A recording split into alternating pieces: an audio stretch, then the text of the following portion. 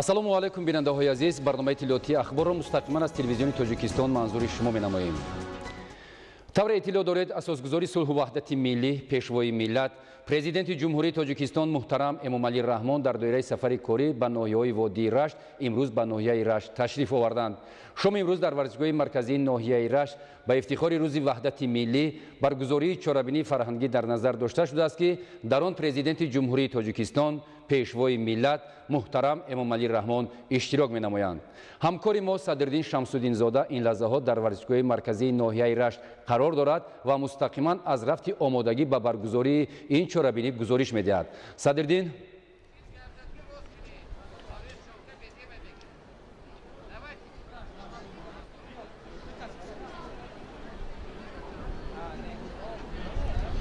ташаккур ёр муҳаммад. бо арзи салому эҳтиром ба кулли бинандагони гиромӣ қадр, воқеан ин лаҳзаҳо варзишгоҳи марказии Рашти Бостон хеле идона оро ёфтааст ва маҳз дар ҳамин ҷо бо иштироки беш аз 15 000 иштирокчиёну меҳмонон аз кулли шаҳру ноҳияҳои ҷумҳурӣ тантанаҳои идона ба ифтихори 22-ин солгарди рӯзи ваҳдати миллӣ баъди чанд дақиқа баргузор мешавад ва он тавассути кулли шабакаҳои телевизионӣ мустақиман пахш мегардад. воқеан дар ин ҷо барномаи хеле идонаи фарҳангӣ омода шудааст ва он бо иштироки ҳунармандони шинохта, устодони санъат аз кулли шаҳру ноҳияҳои ҷумҳурӣ ки саршор аз таронаву сурудҳои ватандӯстона, ифодагари меҳру муҳаббати мардум нисбати пешвои муаззами миллат, тараннумгари дастовардҳои ваҳдату истиқлоли миллӣ, пешниҳоди ҳазорон бинандагон аз Тоҷикистон ва кулли тоҷикони ҷаҳон мегардад ва ин ҷо нахуст табрикоти асосгузори сулҳу ваҳдати миллӣ, пешвои муаззами миллат, президенти ҷумҳурии Тоҷикистон ҷаноби олӣ муҳтарам Эмомалӣ Раҳмон дар назар аст ва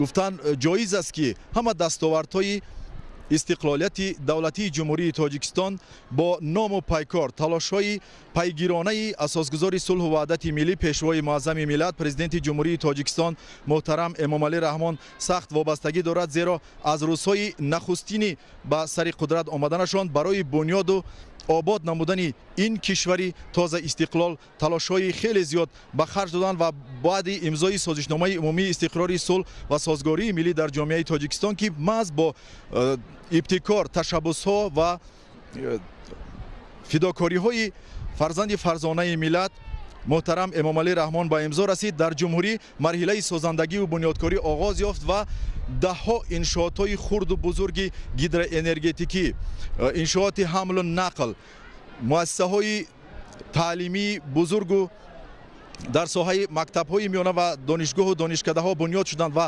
садҳо ҳазор ҷойҳои нави корӣ дар ҷумҳурӣ созмон дода шуданд ки рӯҳияи созандагиву бунёдкориро дар ҷумҳурии Тоҷикистон тақвият бахшид ва имрӯз тоҷикистониён ба ояндаи боз ҳам дурахшон бо як умеду ифтихори беандоза назар доранд ва шумо исботи ин андешаҳоро дар гузоришҳое ки чанд рӯзи охир дар ҷараёни сафари навбатии кории президенти ҷумҳурии Тоҷикистон ба водии Рашт рӯзҳои 24, 25 ва ниҳоят имрӯз дар ноҳияҳои Сангвору Нуробод, Тоҷикободу Лахш ва ниҳоят имрӯз дар Рашти зебоманзар мушоҳида кардед ки чӣ гуна иншоотҳои хурду бузург мавриди истифода қарор дода шуданд ва мардум чӣ хел бо як рӯҳияи идона роҳбари давлатро истиқбол гирифтанд ва эҳсос мешавад ки симои шаҳру ноҳияҳои мамлакат хеле тағйир ёфтаанд ва аллакай дар рӯҳияи мардум ҳам рӯҳияи ободкорию созандагӣ хеле устувору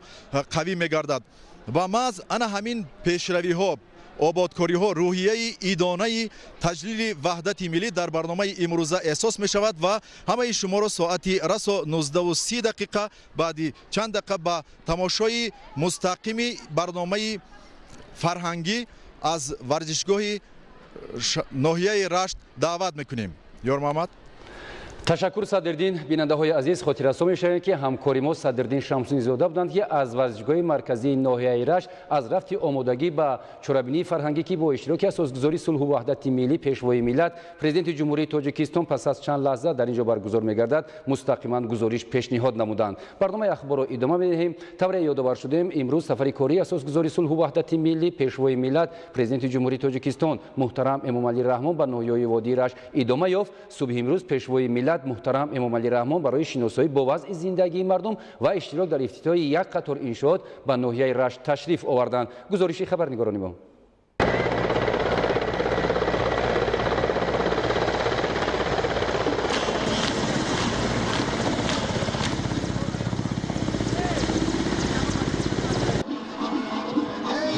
یونی سال 2019 اساسگذار صلح و وحدت ملی پیشوای ملت پرزیدنت جمهوری تاجیکستان محترم امامعلی رحمان برای شناسایی با وضع زندگی مردم و اشتراک در افتتاح یک قطار انشاءات به ناحیه رشت تشریف آوردند.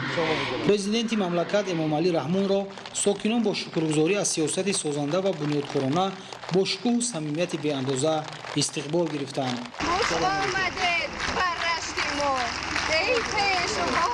ای پیشوا خاکی قدومت توتیا ای رهکشا ای رهنما با شهمتی کی خسروی ای شاهی شاهان آمده ظلمت شکن بخت آورد چون شیدی تابان آمده خوش آمده بر رشت ما ای پیشوا وحدت مبارک ای عزیز بر ملک رشتان مرحبا بر ملک رشتان مرحبا. خدا تقدیم باشم. سلامت باش.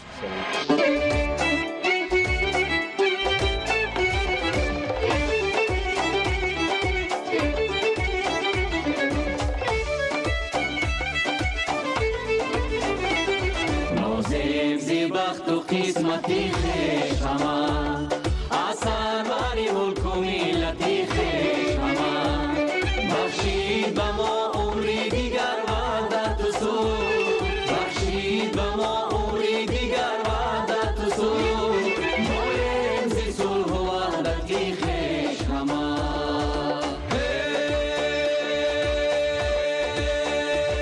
از چشمای دل رودی سخن ساخته سرسبز همه باغ و چمن ساخته دل خانه خورد و خواب خواستی دیگرم ما کاخی محبتی وطن ساخته ما کاخی محبتی وطن ساخته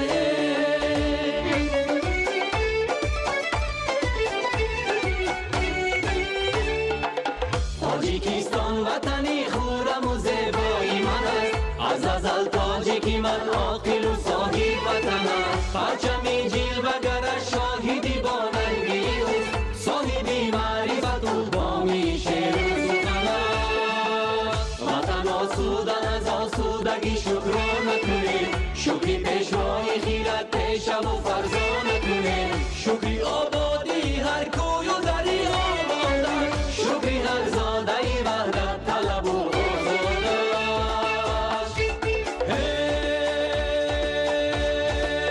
خلقی آزاده و آزادی و نگروزی نکو قهرمان شیبه و دشمن فکن و زرشکن است در سراندیشه بیداری ملت امروز مردمان در بری پیشوایی وطن انجمن است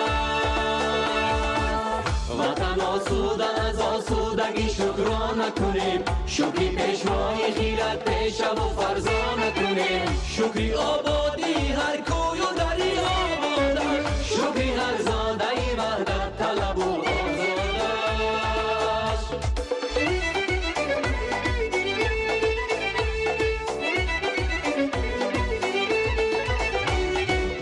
زیهی تاریخ کشاده بشیناسان بدر ملت را که وطن خواهی دوی کهن است رفتگان باز بیاور به آغوش وطن عهد را کرده وفا صادق و مردی سخن است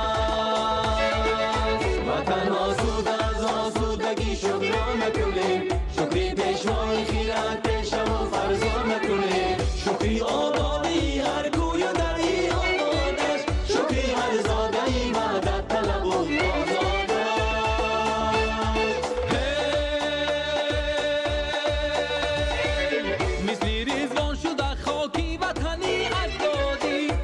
یقین وحدت و همبستگی پرتو فکن است اهلی عالم سبقی صلح بگیرد اما صلحی ما وایه خوش روزی هر مرد زن است وطن آسود از آسودگی شکرانه کنیم شکری پیشوای خیرت پیشم و فرزانه کنیم شکری آبادی هر کوی و دری آبادش شکری هر زاده عبادت طلب و آزادش شکری هر زاده عبادت طلب و آزادش.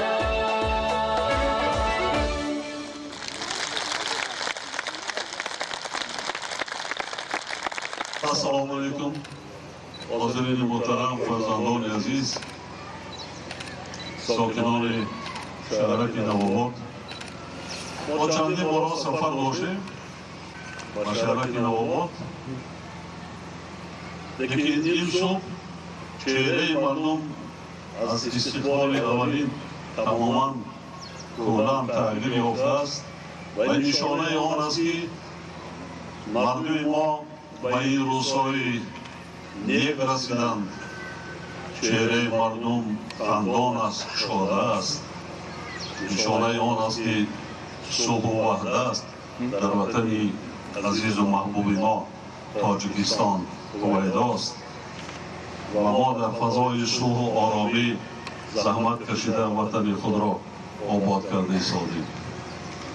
شهرک نوآباد هم خیلی سیمار دیگر شده است تغییر یافته است راه‌ها شدند مکتب‌ها شده ایستادند دیگر انشاءات‌ها این است نعمت بی‌بها و هدف و مقصد رهبر دولت هم همین است خوشبختی خلق و ملت خود را دیدن و خدمت کردن به خلق عزیز و محبوب خود بلندبر داشتن سطح و صفت زندگی مردم برای پیشوازگیری صمیمیتان یک جهان تشکر میگویم اکثریت در اینجا جوان‌ها حاضر دارند خوانید دختران فرزندان خوانید من برای شما دانشکده کردم در مرکز نایه کالج هستند سواد گیرید کسب و هنر آموزید سواد و کسب و هنر داشته باشید آینده دولت و وطن خود را صاحبی کرده میتوانید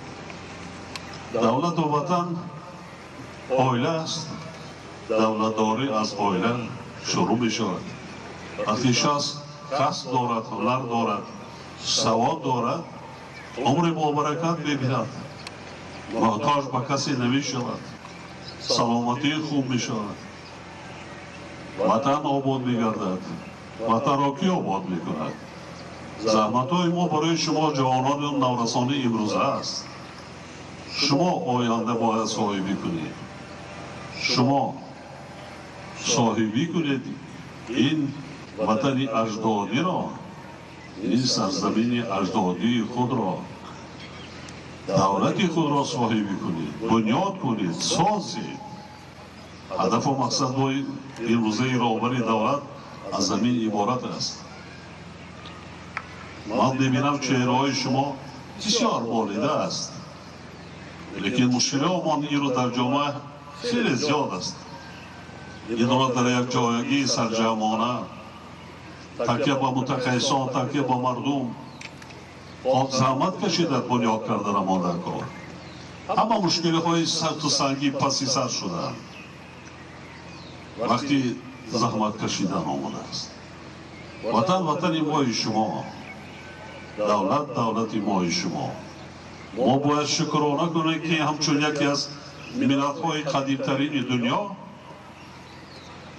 تاریخ تمدن قدیمی که ملت تاجیک دارد بی‌نظیر است زحمت کشیده آباد کنیم با جهانیان نشان دهیم که ملت تاجیک کیست هیچگاه رو افتاده نشوید از زندگی مقصد دارید خوانید کسب آموزید هنر آموزید مقصد با جوان دخترها خطبانو بدن در کار هنر آموزید خارزار نمیشوید حتی دیروز من چندین نهایه‌ای که امروز نهایه چهارم پنجم است جوانانی که هنر دارند زندگی خوب عمر با برکت دیده ایستادند و کسی محتاج نیستند و صدهای دیگر کمک کرده ایستادند آفرین احسن مقصد جوانان ما پدر و مادران ما امروز میفهمند خرافات این بدبختی هست که ملت رو باسواد شوی نمیگذارد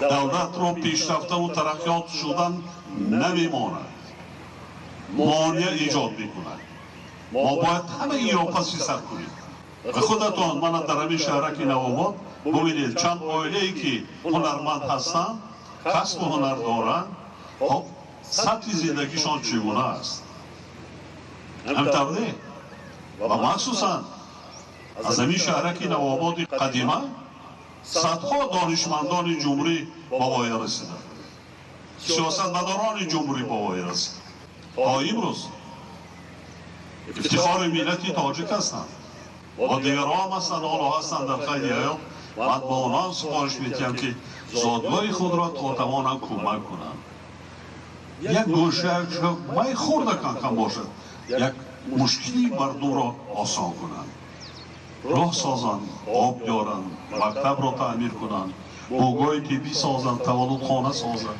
یک کارخانه خوردی دوزندگی سازند که 10 نفر 15-20 نفر مادران ما دختران ما در آنجا توانند کار کنند رزق روزی خود را پیدا کنند و از همه مهمش آن است که در همه دور زمان در همه شرایط های وزمین و دشوار حسی بلند ملی داشتن نمانده کار مادر وطن هر دو یک چیز است صدها مراتبه گفتم باز تکرار میکنم شکر کنید که ما تاجیکان دولت آزاد داریم مثل کشورهای ابرقدرت دنیا اعضای کل سازمانهای بین المللی جهان هستیم مثل اون دولت ها ما هم یک آواز داریم شکرانه از آن باید کرد که امروز ملت تاجیک را نه اینکه میشناسند در عرصه بین المللی برعکس تشبس های لبنی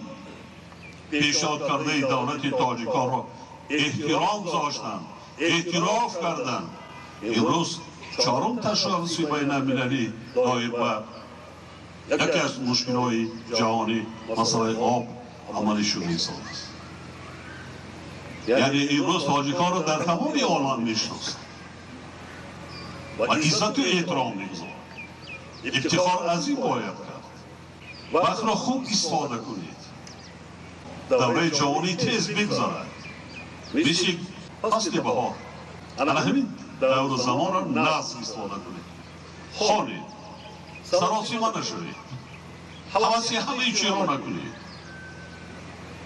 حسد نبرید مقصد دارید خوانید علم آموزید سواد آموزید کسب و هنر آموزید مقصد دارید و مقصد خودتان میرسید نصیب همه چی بگردید برای زحمت های کشیدگیتان من میدانم چند ماه اذیت کشیدین هم خواندین هم تیاری دیدین چقدر زیبا آریایی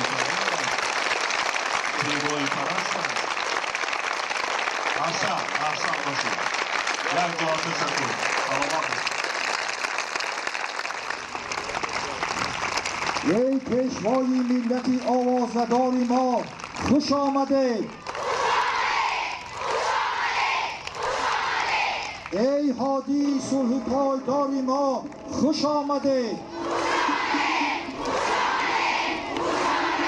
خوش آمده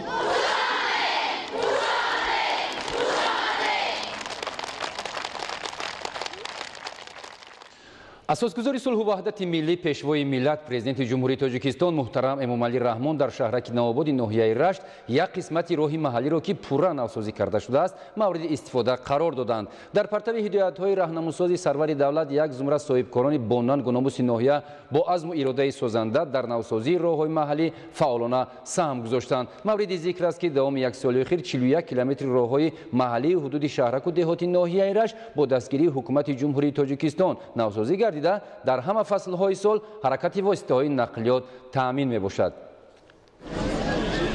در شهرک نوآباد ناحیه رشت اساسگزار صلح و وحدت ملی پیشوای ملت پرزیدنت جمهوری تاجیکستان محترم امامعلی رحمان یک قسمت راه محلی را که پورا نوسازی کرده شده است مورد استفاده قرار دادند. پیشوای بزرگ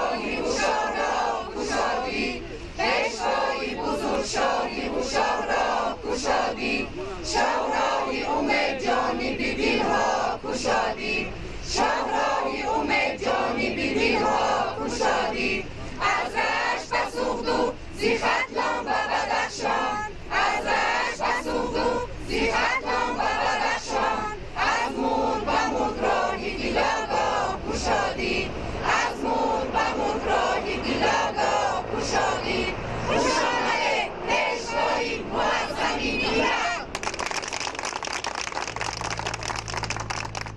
طور اطلاع داده شد با سهم صاحبکاران چند سال قبل بیشتر از 10 کیلومتر راه اتومبیلگردی سری پل تا شهرک نوآباد منفرج کرده شده. در مرحله دوم نیز باز نزدیک به 10 کیلومتر دیگری راه در ادامه وسعت کارهای آبادانی و سازندگی نوسازی کرده شد.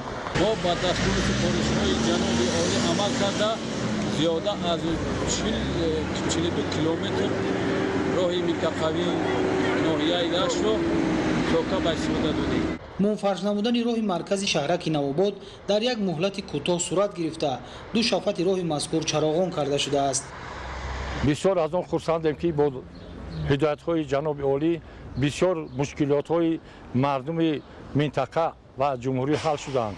از آن جمله تعمیر شدن و ساخته شدن راهی بین شهرک نوآباد و شهرک غرم که بسیار یک مشکلی خاص را برای همه استقامتکنان با دستگیری صاحبکار مشکل را حل کرد. امروز خوشبختانه نباید که در مسئله را در همه ساحه‌های حیات موفقیت‌های بزرگ به دست می‌آورند و همه این موفقیت‌ها را ما در سیاست جناب عالی محترم امام علی رحمان می‌بینیم و باوری کامل داریم که آینده باز در حل بسیار مشکلات‌ها در برابر خرج بودجه دولت صاحبکاران محلی سهم خود را می‌گذارند. президенти мамлакат муҳтарам эмомалӣ раҳмон ба раванди корҳои ободонӣ дар ин шаҳрак баҳои баланд доданд. роҳҳои маҳаллии ҳудуди шаҳраки навобод дар гузашта вайрону валангор буд ва ҳаракати воситаҳои нақлиёт ба мушкилӣ сурат мегирифт. дар партави ҳидоятҳои раҳнамунсози сарвари давлат як зумра соҳибкорони бонангу номуси ноҳия бо азму иродаи созанда дар навсозии роҳҳои маҳаллӣ фаъолона саҳм гузоштанд. ҳамзамон тариқи роҳи мазкур ҳамарӯза даҳҳо воситаҳои нақлиёт ҳаракат намуда сокинон низ дар ҳама фаслҳои сол бе мушкилӣ рафтуомад мекунанд. навсозии роҳҳои маҳаллӣ имкон фароҳам овард ки рушди дигар соҳаҳои хоҷагии халқ дар ин минтақаи кӯҳистони мамлакат давра ба давра таъмин гардад. сокинон аз ғамхорию таваҷҷӯҳи ҳукумати ҷумҳурии тоҷикистон нисбат ба рушди инфраструктураи деҳот бо шукргузорӣ изҳори қаноатмандӣ намуданд. бо ташрифи ҷаноби олӣ боиси он шуд ки кушода шудани роҳҳои нав хоб ба кор дар омадани иншоотҳои калон ки дар он ҷо мардумон ҷои кор меёбанд ва кор мекунанд. оянда мо кӯшиш мекунем ки ҷавобан ба ин ғамхориҳои ҷаноби олӣ хуб меҳнат карда дар корҳои созандагии мамлакат саҳми худро гузорем. соҳибкорони мо ба ин корҳо даст заданд барои ободонии ватан, барои ободонии маҳал роҳҳо сохтанд, мактабҳо бино карданд, бунгоҳҳои тиббӣ ба истифода доданд. ҳама ин бо ташаббуси ҷаноби олӣ ва ба дастгирии он кас бар амал омад. таи як соли охир 41 километр роҳи маҳаллии ҳудуди шаҳраку деҳоти ноҳияи рашт бо дастгирии ҳукумати ҷумҳурии тоҷикистон навсозӣ гардида дар ҳама фаслҳои сол ҳаракати воситаҳои нақлиёт таъмин мебошад. бо ҷонибдорӣ аз сиёсати созанда ва ташаббусҳои бунёдкоронаи президенти мамлакат муҳтарам эмомалӣ раҳмон дар ноҳияи рашт соҳибкорон дар раванди бо суръати корҳои ободонӣ бахусус навсозии роҳҳои маҳаллӣ ва мутобиқ гардондани онҳо ва талаботи замони муосир саҳми арзанда мегузоранд. баъди навсозии роҳи маҳаллии шаҳраки навобод мушкилоти чандинсолаи сокинони дигар деҳаҳои ноҳияи рашт низ бартараф гардида имконият фароҳам меорад ки ҳаҷми интиқоли молу маҳсулот аз ин минтақаи кӯҳистони мамлакат афзун гардида сатҳи некуаҳволии мардум боз ҳам беҳтар гардад. бо дастгирии ҷаноби олии пешвои миллат соҳибкорони мо даст барои хайр заданд. дар натиҷа роҳҳои мо аз ҳама беҳтарин шуданд. иншоотҳои муҳиме сохтанд ки онҳо чандин даҳо одамон дар ин ҷо бо соҳиби кор шуда истоданд. дар деҳаи поҷои поён ки соҳибкорон ёрии амалии худашро на ин ки ба деҳаи поҷои поён ба дигар деҳаҳо ҳам расонида истоданд. мо агар ба гузаштаи шаҳраки новобод агар назар мекардем бисёр роҳҳои фарсуда ҳозир ба шарофияти ҷаноби олӣ ба дастгирии соҳибкорон тамоман дигаргун шудааст. касе ки агар пештар 1-10 сол пеш меомад ё ки ҳозир биёд тамоман дигаргун шуда истоад. дар доираи вусъати корҳои ободониву созандагӣ бахшида ба 30-солагии истиқлолияти давлатии ҷумҳурии Тоҷикистон навсозии зиёда аз 20 километр роҳҳои маҳаллӣ дар қаламрави шаҳраки деҳоти ноҳияи Рашт ба нақша гирифта шудааст, ки ин иқдоми ободкорона тадриҷан амалӣ карда мешавад. Ина сарви босу мили. Ина сарви босу мили.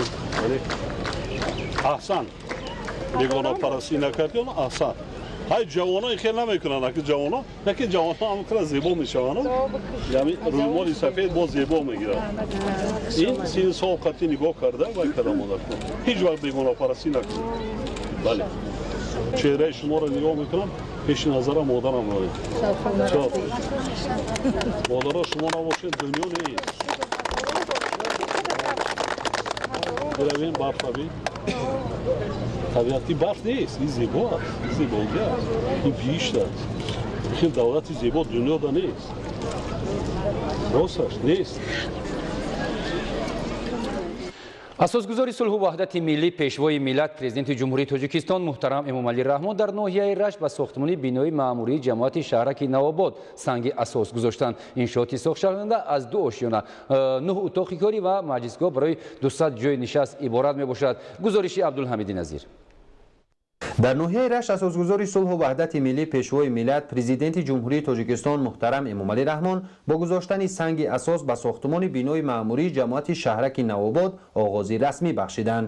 иттилоъ дода шуд, ки то имрӯз кормандони ҷамоати шаҳраки Навободи ноҳияи Рашт дар собиқ бинои беморхонаи касалиҳои рӯҳии ноҳия кору фаъолият менамуданд, зеро бинои қаблии ҷамоати шаҳрак бинобар фарсуда гардиданаш дар ҳолати садамавӣ қарор дошт. мушкилоти мавҷударо ба инобат гирифта бо дастгириҳои ҳамешагии роҳбарияти олии давлату ҳукумати мамлакат дар доираи эълон гардидани солҳои 2019-2021 солҳои рушди деҳот, сайёҳӣ ва ҳунарҳои мардумӣ ба бунёди бинои нав асос гузошта шуд. ҷамоати шаҳраки Навобод дар бинои кӯҳнаву фарсуда, ки аз солҳои шӯравӣ боқӣ монда буд, кор ва фаъолият менамуд, ки утоқҳои кории он ба талаботи имрӯза ҷавобгӯ набуданд. бо ташаббуси бевоситаи асосгузори сулҳу ваҳдати миллӣ пешвои муаззами миллат президенти ҷумҳурии Тоҷикистон муҳтарам Эмомалӣ Раҳмон имрӯз санги асоси бинои нави замонавӣ, ки иборат аз 2 ошёна мебошад ва бо утоқҳои хубу барҳаво муҷаҳҳаз гардонида шудааст, санги асос гузошта шуд. мо ҷавонон ва шаҳрвандони шаҳрак аз ин ташаббуси дастгирии пешвои миллат миннатдорӣ изҳор менамоем ва саъю кӯшиш менамоем, ки дар оянда барои давлату ҷамъият хизмати шоён намоем. зимни муаррифии лоиҳаи нави бино ба пешвои миллат президенти ҷумҳурии Тоҷикистон муҳтарам Эмомалӣ Раҳмон иттилоъ доданд, ки иншооти сохташаванда аз 2 ошёна, 9 утоқи корӣ ва маҷлисгоҳ барои 200 ҷойи нишаст иборат мебошад. арзиши лоиҳавии бинои ҷамоати шаҳраки Навободи ноҳияи Рашт 2 миллиону 750 ҳазор сомониро ташкил дода, он аз ҳисоби маблағҳои буҷавӣ сохта мешавад. дар рафти корҳои сохтмонӣ беш аз 20 нафар аз сокинони маҳаллӣ бо ҷойи кори муваққатӣ таъмин хоҳанд шуд. тибқи нақша бинои ҷамоати шаҳраки Навободи ноҳияи Рашт дар рӯзҳои таҷлил аз ҷашни умумии миллӣ 30-солагии истиқлолияти давлатии ҷумҳурии Тоҷикистон сохта мавриди баҳрабардорӣ қарор дода мешавад, ки тӯҳфаи арзишманди сарвари давлат муҳтарам Эмомалӣ Раҳмон барои кормандони ҷамоати шаҳрак хоҳад буд. мо сохтмончиёни ҷамъияти дорои масъулиятш маҳдуд беҳзод 2014 бинои маъмури ҷамъияти шаҳраки Навобод мо ҳаракат мекунем, ки сохтмона дар барои ҷашни 30-солагии истиқлолияти ҷумҳурии Тоҷикистон бо сифати хуб, бо аъло ба анҷом расонем. дар айни замон 20 нафар коргарон дорем ва ҷои хоб ва хурду хӯроки гарм таъмин карда ба масъулияи хуби сохтмонӣ таъмин аст. аз ин иқдоми созандаи роҳбарияти олии давлату ҳукумати ҷумҳурии Тоҷикистон кормандони ҷамоати шаҳраки Навобод изҳори сипосу миннатдорӣ менамоянд, зеро то имрӯз дар биное кору фаъолият менамуданд, ки ба талабот ҷавобгӯ нест. воқеан дар даврони соҳибистиқлолӣ баҳри фароҳам овардани шароити кору фаъолият дар ҳама бахшҳои хоҷагии халқи мамлакат тадбирҳои муассир анҷом дода шудааст, ки бешак ҳамаи ин аз сиёсати созандаву муваффақонаи асосгузори сулҳу ваҳдати миллӣ пешвои миллат президенти ҷумҳурии Тоҷикистон муҳтарам Эмомалӣ Раҳмон гувоҳӣ медиҳад. Абдулҳамиди Назир, Фирдавсӣ Бобоназар, ноҳияи Рашт, Ахбор. اساسگزار صلح و وحدت ملی پیشوای ملت پرزیدنت جمهوری تاجیکستان محترم امامعلی رحمان در ادامه سفر کاری به ناحیه رشت نمایش دستاوردهای کشاورزان ناحیه را تماشا نمودند. همزمان پرزیدنت مملکت پیشوای ملت با فعالیت خوجگی دهقانی نبات جماعت دهاتی به نام نصرت الله مخصوم شناس شدند. ای پیشوای ملت عالی تبار ما، ای آفتاب کشور دایم بهار ما، جان جوان خود به خطرها گذاشتی تا گلشن شباب شود روزگار ما. با راه تو به کله مقصد رسیدیم، در زیر پرچم تو بودن افتخار ما. از توست اتحاد همه تاجکان دهر، ای نور چشم و تاج سری هوشیار ما. امسال و سال دیگر و بعد از 1000 سال با پیشوای خویش بودن شد شعار ما.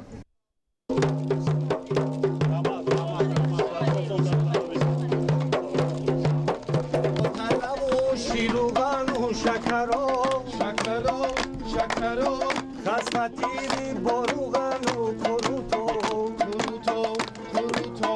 گردی خواهی لذتی این دانی، گردی خواهی لذتی این دانی، شوره بیاوره بر کمران یگارک بیاوره بر کمران، مجوره بیاوره بر کمران.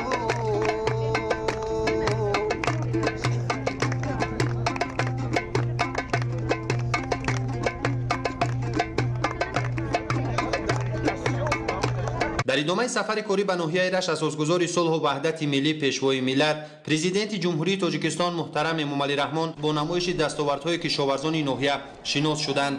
پرزیدنت مملکت محترم امامعلی رحمان از گوشه محصولات نانی و خوراکهای ملی دیده نمودند. در این گوشه زنان و بانوان ناحیه رشت در سفره و تنورهای الوهیده طرز آربزان، خمیرکنی و پختن نانهای ملی از جمله چند نمود کلچه، چپاتی، گردچه، اینچنین خوراکهای ملی به مانند آش بریده، کشک، دلده، اوماج، خروتاب و فطیرمسکه و غیره را نمایش دادند. پختن چنین نامگوی نانها و خوراکهای ملی که خاص مردم صاحب تمدن تاجیک است چون میراث اجدادی از دوره‌های دور تاریخ باقی مانده است. طور تاکید گردید امروز در ناحیه رشت همه نمود نان و خوراکهای ملی پخته می شود. سرور دولت محترم امامعلی رحمان به هنر پزندگی مردم ناحیه رشت بهای بلند داده آنها را برای جلب جوانان برای آموختن نازکی‌های این میراث اجدادی و در همین زمینه حفظ آنها هدایت کردند.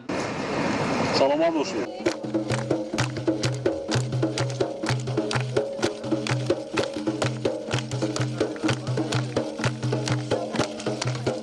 خوجگیداران ناحیه رشت بهر تامین امنیت عضوخواری در همه بخش‌های ساحه کشاورزی فعالیتی با ثمر دارند و با این وسیله بازار استعمالی را غنی می‌گردانند. ضمن شناسایی از دسترنج کشاورزان به پیشوای ملت محترم امامعلی رحمان اطلاع دادند که عین حال در ناحیه زیاده از 3000 خوجگی‌های دهقانی فعالیت دارد که در اختیار آنها 4659 گکتار از جمله 3339 گکتار زمین‌های کارم آبی موجود است. تا امروز الکی در میدان 940 گکتار غله‌دانگی‌ها، 602 گکتار زراعت‌های تکنیکی، 291 گکتار سبزوات و 1272 گکتار کارتوشکا کشت کرده شده. همزمان کشت زراعت‌ها در ناحیه ادامه دارد. اطلاع داده شد که سال گذشته از میدان 2008 گکتار زمین از همه شکل‌های خوجگی‌های دهقانی حدود ناحیه 44700 تن کارتوشکا جمع‌آوری کرده شد. اگر در همه شکل‌های خوجگیداری ناحیه رشت 4650 گکتار باغ‌ها موجود باشد، سال جاری در میدان 70 گکتار باغ نو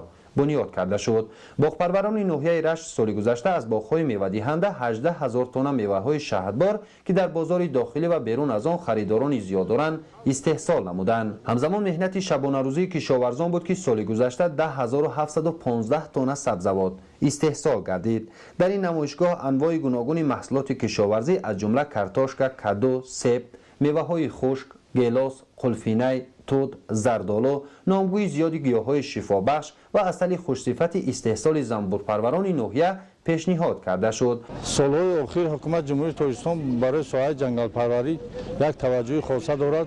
از این جهت ساحه جنگل پروری روز به روز رشد یافته شده است.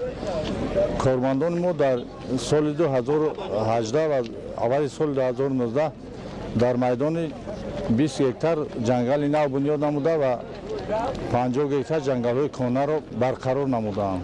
солҳои охир хоҷагӣ ҷангал ба ниҳолҳои меваафкан бисёр таваҷҷӯҳ дорад ки ин барои ҳам хоҷагӣ ва ҳам барои халқ фоидаовар аст.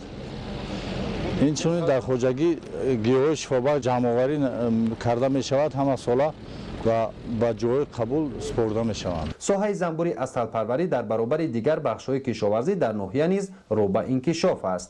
агар шумораи оилаҳои занбури асал соли 2013 дар ноҳияи Рашт қариб 18 000 оиларо ташкил медод, имрӯз он ба 21 600 оила расонида шудааст. имсол занбурпарварони мо иқдоми хуб гирифтанд ки зиёда аз 5000 га ворид кардан занбур ба ноҳия. навъҳои хуби занбур пешниҳод кардем ба мардум. дар ин саҳми занбурпарвароне ки мисол таҷрибаи корияшон зиёдтар буд, зиёдтар аст ва онҳо бо ҷавонон бисёртар шавқу рағбати занбурпарвариро нишон доданд.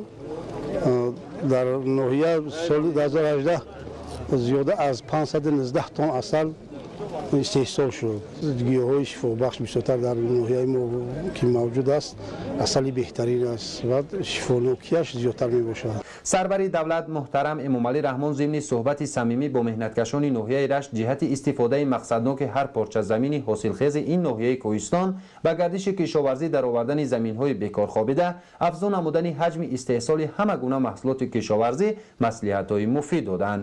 ҳамчунин президенти мамлакат муҳтарам эмомалӣ раҳмон бо фаъолияти хоҷагии деҳқонӣ наботи ҷамоати деҳоти ба номи Нусратло Мақсум шинос шуданд. хоҷагии мазкур асосан ба боғдорию кишоварзӣ машғул буда феълан дар майдони 12 гектар боғ бунёд намудааст. зимни шиносие аз фаъолияти хоҷагии деҳқонии набот ба президенти ҷумҳурии Тоҷикистон пешвои миллат муҳтарам Эмомалӣ раҳмон иттилоъ доданд ки соли ҷорӣ саҳмдорон дар майдони қариб 25 гектар картошка, 3,5 гектар сабзавот ва 3,5 гектар ғалладонагиҳо кишт намуданд ки нашъунамои зироатҳои кишт хуб ба назар мерасад. хоҷагии мазкур 72 саҳмдор дорад ки аз ин шумора 28 нафарашро занону бонувон дар бар гирифта маоши хуб мегиранд. набот дар базаи хоҷагии давлатии лӯёба 30 марти соли 2004 таъсис ёфта. дар хоҷагии деҳқонӣ мо аз навъҳои хуби тухмӣ барои тараққӣ додани соҳаи картошкакорӣ истифода бурда истодем ки мо дар таҷриба дидем ки навъҳои пештараи Пикассо, Ред Скарлет, Куррода нағз мешуданд. вале солҳои охир дар ин майдон мо ҳоло аз тухмиҳои хушсифати Канас яки бо дастур супоришҳои ҷаноби оли онҷо ҳосил ба даст оварда буданд киш намудем. инчунин аз ноҳияи Рахш картошкаи навъи Тоҷикистонро оварда мана парвариш карда истодаем. агар ба таври оморӣ мо сухан гӯем, соли гузашта мо аз ҳар гектар зиёда аз 250 сентнер картошка, зиёда аз 120 сентнер мева ва аз ҳар оила занбури асал 20 килограмми асал ҳосил гирифтем. ҳосили интизории мо имрӯзҳо ба пай қадами ҷаноби оли боварӣ дорем чандин маротиба зиёд мешавад, зеро ки нашъунамои зироатҳои кишоварзӣ чӣ дар соҳаи картошкакарӣ, чӣ дар соҳаи боғдорӣ, чӣ дар соҳаи сабзавотпорӣ хеле рушду нумӯ кардаанд. дар баробари ин мо барои гирифтани аз як замин ду ҳосил як таҷриба гузаронида истодаем ки дар он ҷо мо ҳозир 12 нами сабзавотро баъди гирифтани алафҳои бисёрсола киш кардем ва нашъунамои онҳо нишон дода истоданд ки то тирамоҳ мумкин ки мо ҳосили дилхоҳ ба даст орем. тавре зикр гардид бахши дигари фаъолияти хоҷагии деҳқонии наботи ҷамоати деҳоти ба номи Нусратло Мақсум занбури асалпарварӣ буда феълан хоҷагии мазкур дорои 110 оилаи занбури асал мебошад ва ҳамасола ҳосили зиёд ба даст меорад. сокинони ноҳияи Рашт бо шукргузорӣ аз фазои сулҳу субот ва имкониятҳои соҳаи кишоварзӣ баҳри фаровонии дастурхон ва ғановати бозори дохилӣ бо анвои гуногуни маҳсулоти худӣ пурсамар меҳнат мекунанд. Абдулҳамиди Назир, Фирдавсӣ Бобоназар, ноҳияи Рашт, Ахбор. اساسگزار صلح و وحدت ملی پیشوای ملت پرزیدنت جمهوری تاجیکستان محترم امامعلی رحمان همچنین در ناحیه رشت از نمایشگاه هنرهای مردمی بازدید نمودند. در این نمایشگاه اهل هنر بیش از 20 نمونه هنرهای ملی را که خصوصا پس از اعلان گردیدن سالهای رشد دهات، سیاحی و هنرهای مردمی میان اهالی رونق رواج یافتند به نمایش گذاشتند. خبرنگاران ما گزارش می‌دهند. روز 26 یونی سال جاری اساسگزار صلح و وحدت ملی پیشوای ملت پرزیدنت جمهوری تاجیکستان محترم امامعلی رحمان در نویای رشت از نمایشگاه هنرهای مردمی بازدید نمودند. اهل هنر نویا بیشتر از 20 نمونه هنرهای ملی را که خصوصا پس از اعلام گردیدن سالهای رشد دهات، سیاحی و هنرهای مردمی میان اهالی رونق و رواج یافت به نمایش گذاشتند. پیشوای ملت از گوشه‌های نمایشگاه بازدید نموده با هنرمندان نویا از نزدیک صحبت کردند. جانم بچم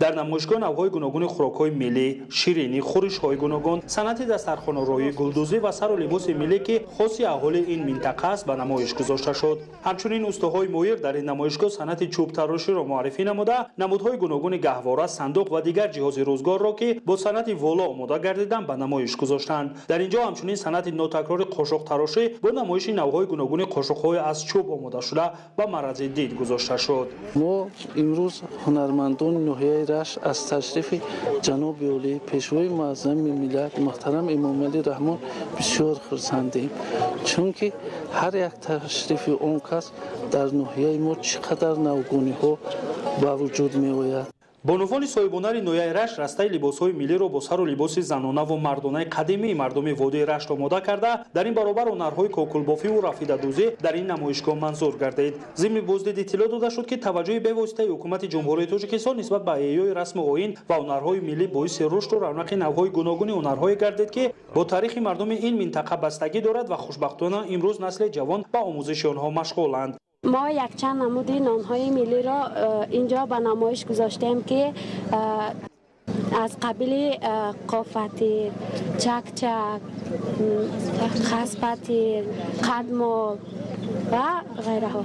در ناحیه مفیل های نوپزی نان‌های ملی می شود. ما در آنجا اشتراک میکنیم و طرز آماده کردن نان‌های ملی را می آموزیم. همه چیزای دخته دست مادرم، همش چیزای قدیمی که چند سالهایی که از بین نمی رود، حاضر در اصل بسیارتر در اوج است. ما هم از خردسالی کسب مادر آموختیم.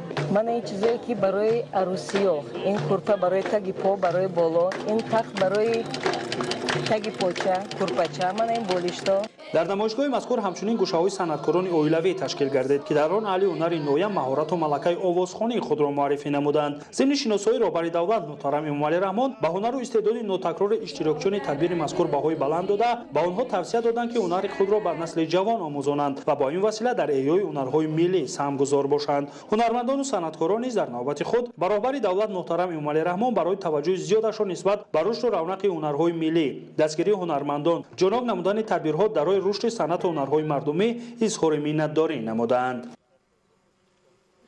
امروز همچنین با اشتراک اساسگذاری صلح و وحدت ملی پیشوای ملت پرزیدنت جمهوری تاجیکستان محترم امومعلی رحمان در ناحیه رشت مرکز خدمت رسانی صبح رشت که از آشخانه سیخ دوزندگی و کاشانه حسن عبارت است مورد بهره برداری قرار داده شد. از سبب آنکه منطقه رشت از لحاظ طبیعی یکی از مکانهای زیبا و نوتکرار تاجیکستان بیشت آسا است و سیاحان به موضعهای آن توجه زیاد دارند، مسئولین در مرکز خدمت رسانی مذکور همچنین مهمانخانه زمانوی را با 40 جای خواب بنیاد کردند که در آن خدمت رسانی سطح بلند برآمده شده است. اما وحدت سرایی این وطن باشه، انیس و با وفایی این وطن باشه، همیشه جان فدایی این وطن باشه و جانم در رضایی این وطن باشه. در جهان آواز داری، تاجیکان را افتخاری، پیروی امام اعظم سایه پروردگاری. قهرمان و جان فدا خوش آمده، مرحبا ای پیشوا خوش آمده. در ادامه سفر کاری خود بر نویه‌های وادی رشت اساسگذار صلح و وحدت ملی پیشوای ملت پرزیدنت جمهوری تاجیکستان محترم امومعلی رحمان در نویه رشت مرکز خدمت رسانی صبح رشت را که از آشخانه سیخ دوزندگی و کاشانه حسن عبارت است مورد بهره برداری قرار دادند. انشاءات مذکور در دایره نقشه چهاربینی‌ها بخشیده به 30 سالگی استقلالیت دولتی جمهوری تاجیکستان از جانب صاحبکار محلی نظرالله علیف بنیاد یافته است. شکرانه از دوران صاحب استقلالی می‌کنیم که در برابر دیگر ساحه‌های خواجگی مملکت و بخش صاحبکاری نیز توجه خاصه ظاهر می‌گردد. از جمله این مجموعه که از جانب ما برادران بنیاد یافته ثمره این غمخوری‌ها می‌باشد. مجموعه صبح رشت با مبلغ 3,500,000 سومانی بنیاد یافته و در آن بیشتر از 40 نفر ساکنان محلی صاحب جای کار گردیده‌اند. خرسندی بخش آن است که مجموعه مذکور را به واسطه پیشوای ملت به استفاده دادند.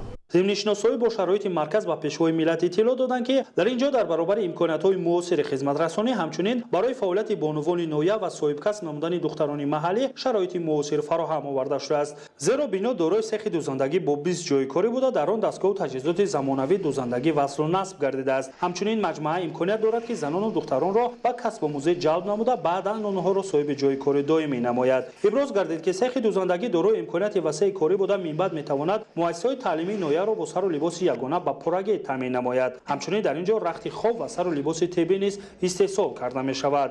ما زنها در خانشین بودیم، خیلی جای کار نبود، صاحب جای کار شدیم، خیلی کارخانه شده شد، همه صاحب جای کار شدیم. پیش خانشین بودیم، شکرانه یعنی استقلالیت که ما اینا با جای کار قبول کردن. در خانه لباس های کودکانه را می دوختیم. حاضر که هم مرکز شده شد، هم می دوزیم هم با می فروشیم. در این برابر مجموعه خدمت رسانی دارای کاشانه حسن و مرکز تعمیر دستگاه و تجهیزات گوناگون بوده با این وسیله اهالی محلی به چنین خدمت رسانی ها دسترسی پیدا کردند. در تخانه انشاءات مذکور باشد چایخانه ملی بنیاد یافته است که امکانیت دارد یک باره به 120 نفر خدمت رساند. سرور دولت محترم امومعلی رحمان ضمن بازدید اقدام سازنده صاحبکاران را باعث دستگیری خوانده در همین جا به 70 نفر نیازمند که 20 نفر آنها یتیم کل میباشند تحفه‌های خاطره‌ای تقدیم کردند. آفرین میگویم از جان و دل ای سرورم، سروری والا مقام و در شبستان اخترم، گشته تو شهره در عالم بود این فخر ما، سروری از کل سرورهای گیتی برترم. السلام علیکم اساسگذار صلح و وحدت ملی پیشوای ملت ستون تاجیکان جهان سرپناه یتیمان و معیوبان و بی‌پرستاران محترم امومعلی رحمان، من زیارت کرامزاده دستپرور مکتب اینترنت شهرک نوآباد با دستگیری پدرانه شما سال 2006 در خاطر دارم.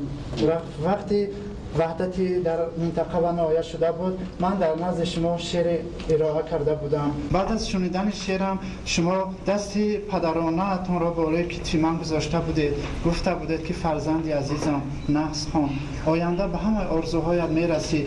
این سخن شما دنیای مرا دیگر ساخت. من این سخن شما را تا حال هر لحظه و هر دقیقه در تحصیلم در علم آموزی و کسب از خودکنیم پیش رو میارم و در چند تلاش میکنم. مکتب اینترنت رو خواندم و کلان شدم. امروز در زینه اسپیرانت هستم. иштирокчиёни ин маросим барои дастгириву тавҷӯҳи пайваста нисбат ба пиронсолону барҷомондагон ятимону нафарони имконияташон маҳдуд ба пешвои миллат муҳтарам Эмомалӣ Раҳмон изҳори миннатдорӣ карданд. Muhtaram Janobi Oli, qadari mehruboni kuli yatimoni kishvar.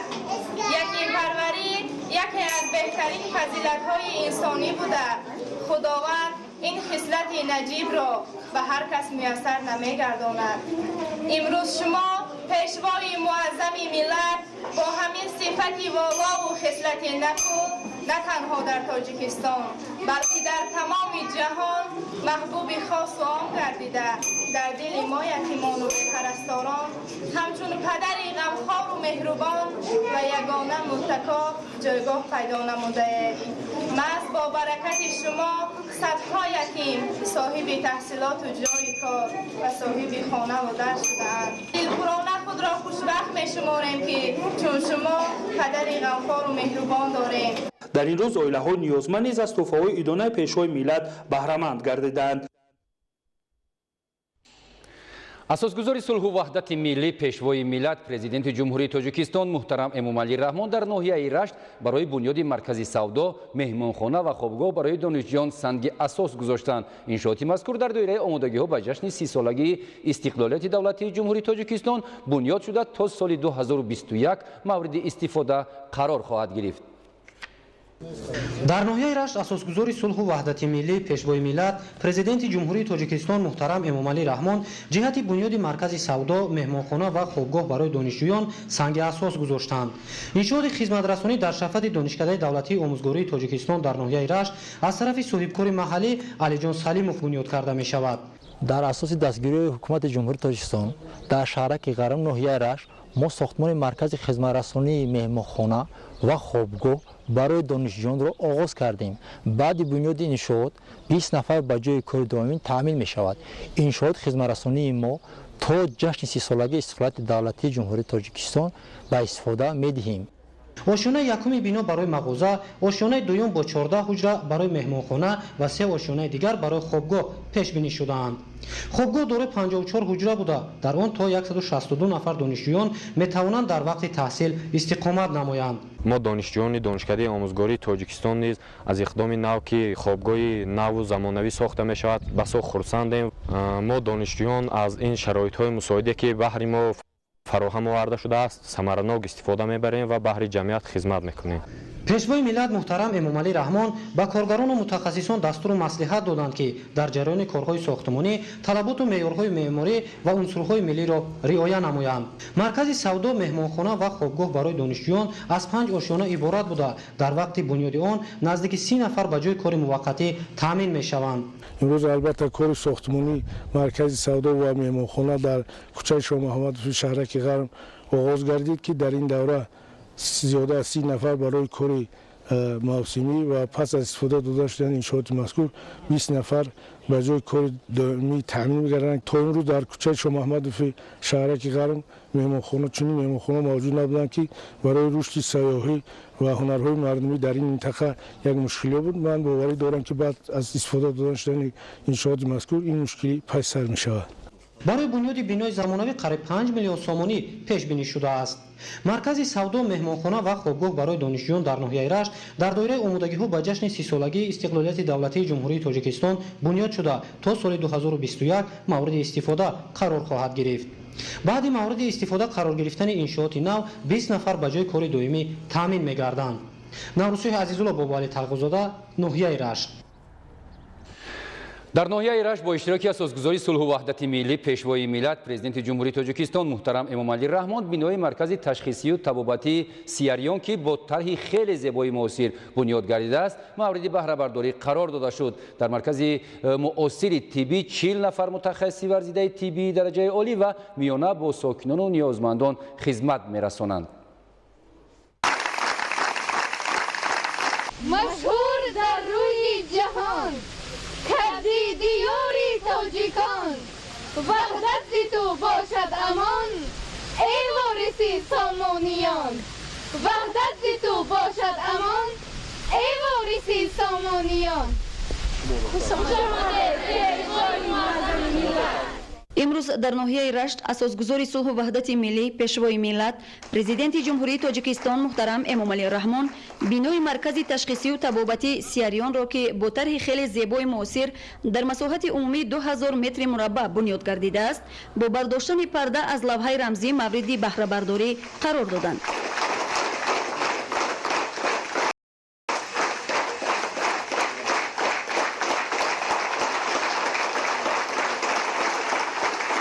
сохтумони бинои беморхона моҳи марти соли 2018 оғоз гардида моҳи июни соли 2019 бо ҷалби бинокорони маҳаллӣ аз ҷониби соҳибкори ватандӯст Ризвоншоҳ Шоев бо сифати баланд ва ҷавобгӯ ба меъёрҳои ҷаҳонӣ сохта ба истифода дода шудааст.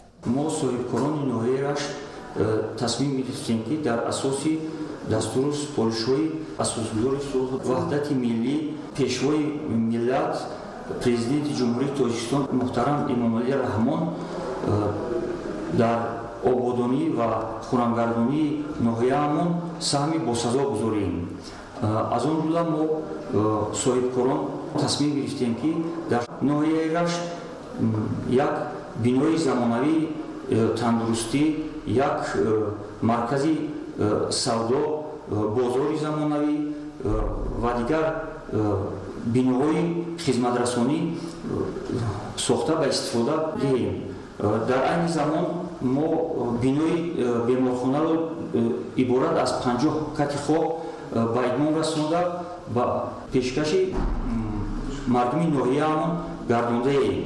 мо дар оянда ният дорем ки дар баъзеи ҳамин сохтмонҳое ки карда истодаем як қатор корҳои истеҳсолиро низ ба роҳ монем, чунки баъзеи ҳамин биноҳои сохтмонии мо ҳама иборат аз таҳхонаҳо мебошанд ки бисёр баъзеи хуби истеҳсолӣ мебошад. мо ният дорем ки дар ин ё парвариши меваро ба роҳ монем, истеҳсоли маҳсулоти қаннодиро ба роҳ монем. иншоотҳои истеҳсолие ки мо дар оянда ба нақша дорем зиёда аз 500 одамон ба ҷои кори доимӣ таъмин хоҳанд шуд. иншооти мазкур аз 3 ошёна ва таҳхонаи дорои таҷҳизоти муосири тиббӣ ва 50 кат барои муолиҷаи беморон иборат мебошад. дар маркази муосири тиббӣ 40 нафар мутахассиси варзидаи тибби дараҷаи олӣ ва миёна ба сокинони ниёзмандон хизмат мерасонанд. имрӯз бо дастгирии асосгузори сулҳу ваҳдати миллӣ пешвои миллат президенти ҷумҳурии тоҷикистон муҳтарам эмомалӣ раҳмон чунин марказҳои хусусӣ сохта шудааст ва ба таҷҳизотҳои замонавӣ ҷиҳозонида шудааст ки боз ҳам барои пешравии соҳаи тандурустӣ нақши бузург мебозад ва ин боз ҳам шаҳодат медиҳад аз дастгирии пешвои миллат ки барои мардуми ноҳия ғамхорӣ намудаанд, соҳиби ҷойҳои кории нав шудем ва мо аз сиёсати пешгирифтаи пешвои миллат президенти ҷумҳурии тоҷикистон муҳтарам эмомалӣ раҳмон дастгирӣ менамоем ва ваъда медиҳем ки дар соҳаи тандурустӣ ёрии саривақтӣ мерасонем ва пештар мардуми мо барои ташхис кардани бисёр бемориҳо ба маркази ҷумҳурии шаҳри душанбе мерафтанд. имрӯз мардуми мо метавонанд ки дар ноҳия аз таҷҳизотҳои муосир истифода баранд барои ташхису табобати бемориҳо роҳи дуру дарозро тай накунанд. бинои замонавӣ дорои утоқҳои корӣ ва хизматрасонӣ буда дар таҳхонаи иншооти тандурустӣ ҳуҷраҳои физиотерапевтӣ, ташхисгоҳ ва ошхона мавҷуд мебошад. дар ошёнаи якуми беморхонаи нав утоқи томографияи компютерӣ, рентгени рақамӣ, узи, гастроскопия, колоноскопия, ҳуҷраи бемориҳои занона, стоматология, дорухона, гӯшаи гиёҳҳои шифобахши ватанӣ ҷойгир мебошанд.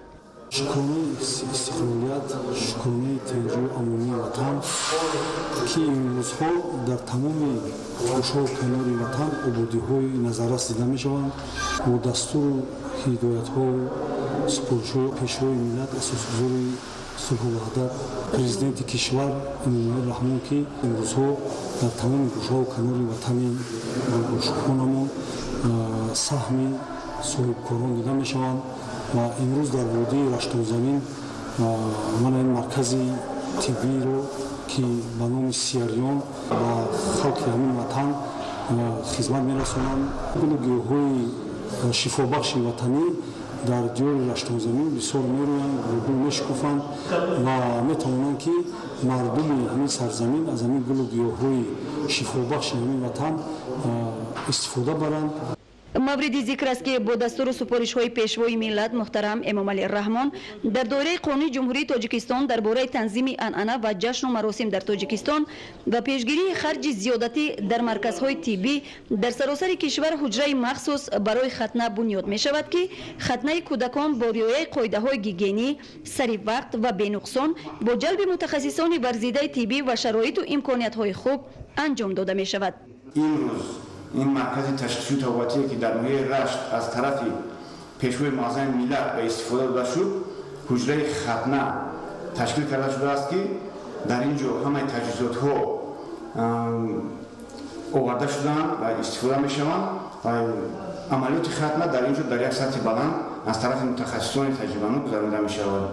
дар ошёнаи дуюм ва сеюм бошад шӯъбаи ҷарроҳӣ, духтури занона, шӯъбаи бемориҳои даруна мавҷуд мебошад. зимни шиносоӣ бо шароити кору хизматрасонӣ дар беморхонаи мазкур президенти ҷумҳурии тоҷикистон муҳтарам эмомалӣ раҳмон ба сифати корҳои сохтмонӣ дар иншооти мазкур баҳои баланд дода ифтитоҳи чунин иншоотро ба истиқболи сазовори ҷашни бузурги миллӣ 30-солагии истиқлолияти давлатии ҷумҳурии тоҷикистон ва дар доираи солҳои 2019-2021 солҳои рушди деҳот, сайёҳӣ ва ҳунарҳои мардумӣ иқдоми шоиста ва намунаи ибрат арзёбӣ карданд. тавре иттилоъ дода шуд солҳои қаблӣ аз сабаби набудани чунин марказҳои муосири ташхису табобат сокинони ноҳияи раш роҳи дарозро тай карда ба пойтахти мамлакат барои ташхису табобат мерафтанд. акнун бо бунёди чунин як маркази муосири тиббӣ мушкилии сокинони ноҳия ҳал гардид. бунёди марказҳои муосири ташхису табобат бо ҷонибдорӣ аз сиёсати созандаи пешвои муаззами миллат муҳтарам эмомалӣ раҳмон баҳри солимии ҷомеа амалӣ мегардад. сарвари давлат муҳтарам эмомалӣ раҳмон ба соҳибкорон барои дастгирии сиёсати созандаи ҳукумати ҷумҳурии тоҷикистон изҳори сипос карда табибонро барои иҷрои вазифаҳои пурмасъул ва хизматрасонии сатҳи баланди тиббӣ ба аҳолӣ, пешгирӣ ва муолиҷаи саривақтии беморон ҳидоят карданд. хуршедаи наҷмиддин, аюби маҳмурод, убайдуллои саидвалӣ аз ноҳияи рашт. имрӯз дар ноҳияи рашт асосгузори сулҳу ваҳдати миллӣ пешвои миллат президенти ҷумҳурии тоҷикистон муҳтарам эмомалӣ раҳмон бинои нави маъмурии ҷамоати деҳоти қалъаи сурхро ки бо тарҳи хеле зебову замонавӣ дар масоҳати 442,8 метри мураббаъ бунёд гардидааст ифтитоҳ намуданд. ای شاه و سروری ما شکرانه از تو داریم، ای نیک و اختری ما شکرانه از تو داریم. صلح و صلاح و وحدت آوردی تو به کشور، بیچاره پروری ما شکرانه از تو داریم، شکرانه از تو داریم، شکرانه از تو داریم. خوش آمده پیشوای معظم ملت.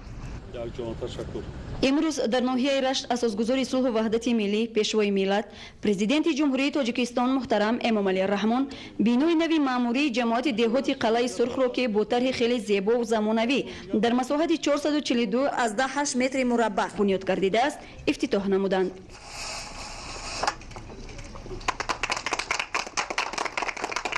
бинои маъмурии наву замонавӣ дар ҷамоати деҳоти қалъаи сурхи ноҳияи рашт аз ду ошёна иборат мебошад. он дорои 16 ҳуҷраи барҳавои корӣ ва хазинаи амонатбонк мебошад. дар ҷамоати деҳоти қалъаи сурх роҳияи рашт як бинои боҳашамат ҷамоати деҳоти қалъаи сурх ки зиёда аз 17,000 аҳолӣ инҷо истиқомат мекунад сохта ба истифода дода шудааст ки бо тамоми таҷҳизотҳои корӣ таҷҳизонда шудааст. солҳои пешин дар як бинои мо кор мекардем ки вай ба таҷҳизои ҳозиразамон таҷҳизонда нашуда буданд. бо шарофати пешвои муаззами миллат мо имрӯз дар як бинои боҳашамат ки имрӯз бо тамоми таҷҳизотҳо барои кору фаъолият кардани мо ҳайё гардидааст. дар ин ҷо ба пешвои миллат муҳтарам эмомалӣ раҳмон иттилоъ доданд ки корҳои сохтмонӣ дар иншооти мазкур моҳи марти соли 2014 оғоз гардида моҳи июни соли 2019 бо ҷалби бинокорони маҳаллӣ ва дастгирии ҳукумати мамлакат бо сифати баланд ва ҷавобгӯ ба меъёрҳои меъморӣ ба истифода дода шудааст.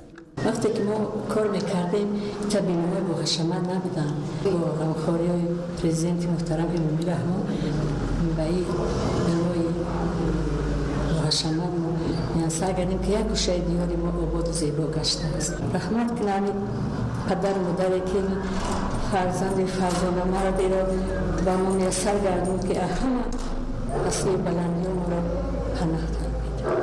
дар ошёнаҳои якум ва дуюми бинои навбунёд 16 утоқи корӣ ва толори бар ҳавои маҷлис бо 60 ҷои нишаст мавҷуд аст.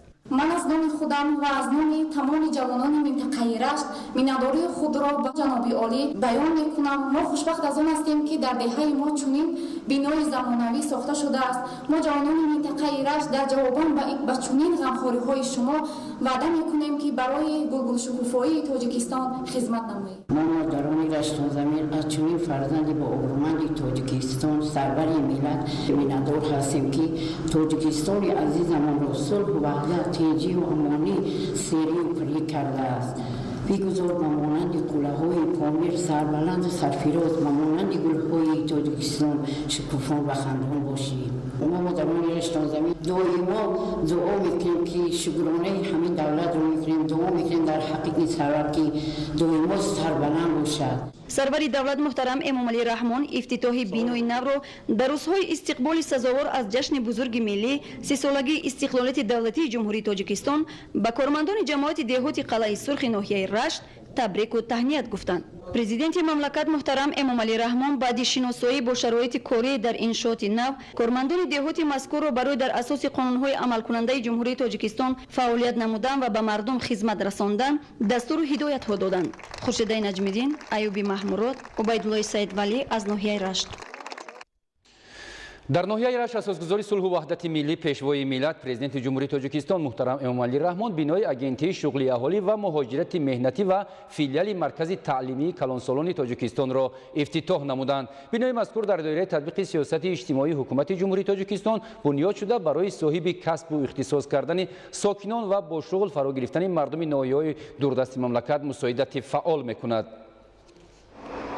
26 июн асосгузори сулҳу ваҳдати миллӣ пешвои миллат президенти ҷумҳурии Тоҷикистон муҳтарам Эмомалӣ Раҳмон дар доираи сафари корӣ ба ноҳияи Рашт бинои агентии шуғли аҳолӣ ва муҳоҷирати меҳнатӣ ва филиали маркази таълимии калонсолони Тоҷикистонро ифтитоҳ карданд.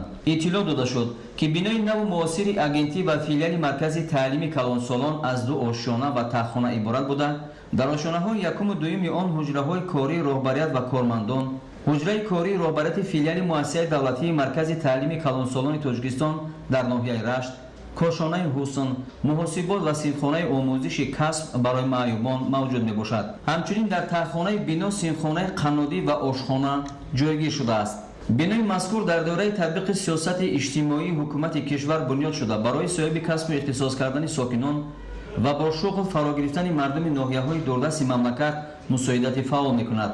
маркази таълим барои калонсолон дар доираи супориши бевоситаи пешвои миллат муҳтарам Эмомалӣ Раҳмон амалӣ гардида дар бинои нав барои омӯзондани касбҳои ороишии мӯй, омӯхтани нозукиҳои кор бо компютер барои маъюбон, синфхонаи занбури асалпарварӣ ва омӯзиши ҳунари кафширгарӣ шароит муҳайё карда шудааст. бинои агентии шуғли аҳолӣ ва муҳоҷирати меҳнатӣ ва филиали маркази таълимии калонсолони Тоҷикистон дар ноҳияи Рашт ҳамчунин дорои бойгонӣ, хонаи омӯзгорон, утоқи қабули шаҳрвандон доир ба масъалаҳои муҳоҷират ва маҷлисгоҳ мебошад. баъди шиносоии пурра бо шароити кор дар иншооти нав сарвари давлат муҳтарам Эмомалӣ Раҳмон кормандони агентиро барои дар сатҳи зарурӣ роҳандозӣ кардани кор, беҳдошти сифати таълим ва касбомӯзӣ ҳидоят намуданд. бунёди иншооти нав дар маркази ноҳия тӯҳфаи арзандаи ҳукумати мамлакат ба мардуми ноҳияҳои дурдаст дар рӯзҳои ҷашни ваҳдати миллӣ ва дар доираи солҳои рушди деҳот, сайёҳӣ ва ҳунарҳои мардумӣ буда дар арафаи истиқболи сазовор аз ҷашни бузурги миллӣ сисолагии истиқлолияти давлатии ҷумҳурии Тоҷикистон аз ҷониби пешвои миллат муҳтарам Эмомалӣ Раҳмон мавриди баҳрабардорӣ қарор дода шуд. асосгузори сулҳу ваҳдати миллӣ пешвои миллат президенти ҷумҳурии Тоҷикистон муҳтарам Эмомалӣ Раҳмон дар доираи сафари корӣ дар вазъияти тантанавӣ бинои маъмурии кумитаи иҷроияи ҳизби халқии демократии Тоҷикистонро дар ноҳияи Рашт мавриди баҳрабардорӣ қарор доданд. президенти мамлакат муҳтарам Эмомалӣ Раҳмон ба сифати сохтмон баҳои баланд дода ба мардуми ноҳия барои ҷонибдории ҳадафҳои созанда изҳори сипос карданд. 26 июн дар доираи сафари корӣ асосгузори сулҳу ваҳдати миллӣ пешвои миллат президенти ҷумҳурии Тоҷикистон муҳтарам Эмомалӣ Раҳмон бинои маъмурии кумитаи иҷроияи ҳизби халқии демократии Тоҷикистонро дар ноҳияи Рашт дар вазъияти тантанавӣ мавриди баҳрабардорӣ қарор доданд. Бигзашту пуртавон шуд, ҳизбеки зоб у оташ, бигзашту